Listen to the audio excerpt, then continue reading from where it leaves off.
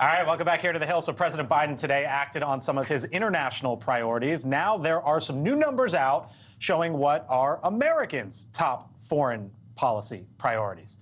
Stirewalt is here to break it all down. Chris? So let's start with the presupposition American voters don't care about foreign policy. Okay. They would rather, no, here's a nicer way to say it.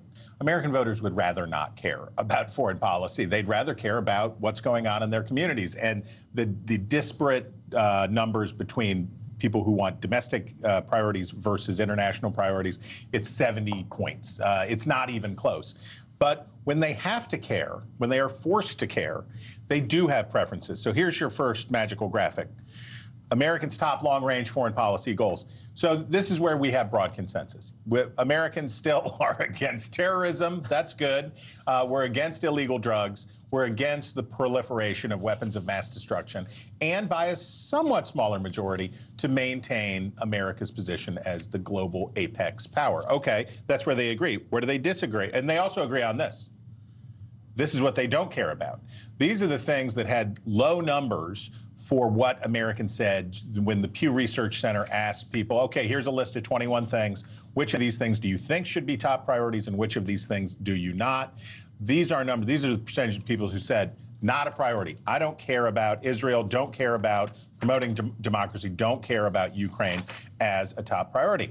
Now, if you peel that back and look at the partisanship underneath, what do you see there? Yes. Okay. Democrats, not surprising, are substantially more supportive of Ukraine, but not by a huge margin. They are substantially more supportive of Ukraine. But look at those Israel numbers. Wow. That's a 31-point delta on support for Israel between Republicans and Democrats. Now, when you see these numbers, this explains it all. Why is Joe Biden saying the things that Joe Biden is saying? Why did Donald Trump cave in and eventually let Mike Johnson run a funding package on Ukraine? Well, you see it here. The delta's not so big for Republicans on Ukraine. There's a little wiggle room there. On Israel, that's a tough one. All right, so here's a couple others that won't surprise you. Climate change, 70% of Democrats, yes, they want climate change to be a priority. 15% of Republicans. All the California Republicans are there. And then protect the U.S. from terrorist attacks, 67% to 83%. Now, this tells you something about Democrats' emphasis on the issue, where you can still have this substantial gap on this question between the two parties. And this explains it all about who's sucking up to who in Congress and on the campaign trail and all that stuff. Stirewalt breaks it down. Quick question for the guru at the end of the table, or near the end of the table. Yeah, near. Thanks for clarifying that. Having said all that, if I'm right on an issue on foreign policy, if I'm wrong on an issue on foreign policy, does it change voters' behavior? Calvin Coolidge, my favorite president of the 20th century, said, I have never had any political strategy other than to try to do the right thing and to sometimes succeed. And I think what happens in politics very often is people get so poll-driven.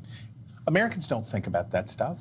They don't think about on a day. People are not on a day in, day out basis saying, how much do I care about nuclear proliferation? Well, they care a lot more about it if one goes off in the Kashmir region, right? So when it comes to foreign policy, the verdict of the ages is if we're quoting presidents, how about Andrew Jackson? One man with courage makes a majority. What you have to do is basically say, this is what I believe in. That's what Ronald Reagan did. That's what George H.W. Bush did. That's what successful foreign policy presidents do. But if I'm a voter and I like your stance on foreign policy, but don't like your stance on the economy. No. Nope. That's a no. That's a negatory. Thank you for watching, and make sure you go to joinnn.com to find NewsNation on your television provider. And don't forget to click the red subscribe button below to get more of NewsNation's fact-driven, unbiased coverage.